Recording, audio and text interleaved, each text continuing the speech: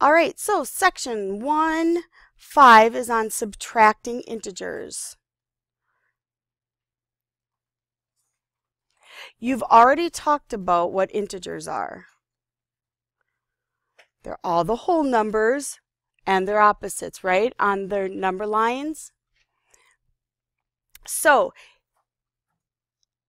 I want you to think about, as you've grown up in math, which generally is easier, adding or subtracting? Most people like adding better. So here I've got a good news. The good news for subtracting integers, adding is the same as, nope, I lied, don't write adding. Subtracting is the same as adding the opposite. And you've already talked about opposites or additive inverses. The opposite of 3 is -3. The opposite of a -10 is +10. So we can actually change all subtracting into adding the opposite. Now we can't just change it into a plus because we don't like minus. But we can change subtraction into adding whatever the opposite behind it is. Some of you may have already been introduced to this phrase when subtracting. Keep, change,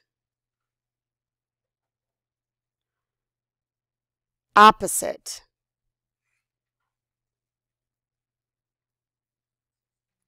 I think that's how Miss Lindbergh in Math Lab explained it.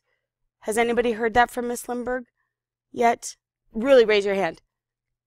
No? Okay. Keep, change, opposite. So you always keep the first value.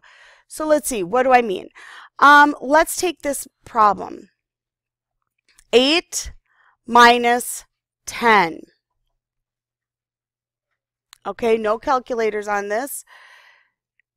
Well, if you don't like the subtracting, we can change the subtraction into adding the opposite. So I can keep the 8, change the subtraction to adding, and what's the opposite of 10?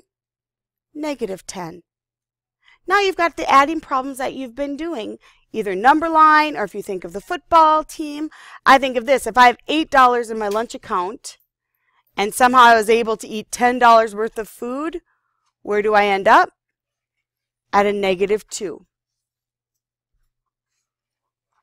You guys, to show your work, take a look back at my original problem, 8 minus 10. I'm okay for you to show adding the opposite just right on top of your work if you've got a worksheet.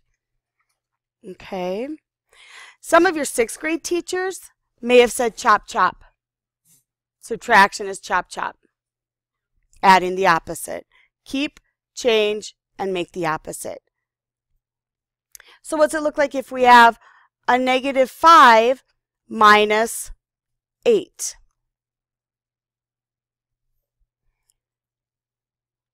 We can keep the first value, never, ever, ever change the first part of the difference. Keep -5, change it to add the opposite. Always 2 marks. Add the opposite, add the opposite. And then, if you're a number line person, here's 0. I'm going to go left, -5. And a -8 says keep going left. Where do you end up? Hopefully, -13.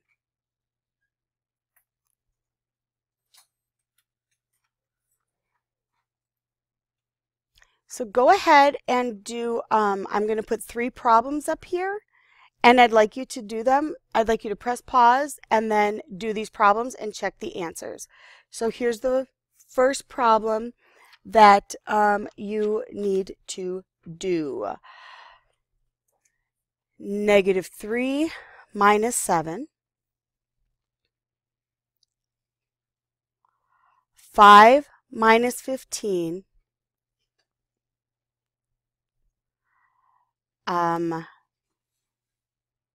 and then 6, I haven't done an example like this, minus a negative 10. Go ahead and press pause, do these, and double check your answer. All right, so hopefully these are the answers you got. Let's just double check the thinking. I'm going to keep the first, change to addition. The opposite is a negative 7. Chop, chop, 2 marks always. Negative 3 plus a negative 7. Okay, if you're a football person, if you lost 3 yards and then lost 3 more, you are at a total loss of a negative 10. This next one,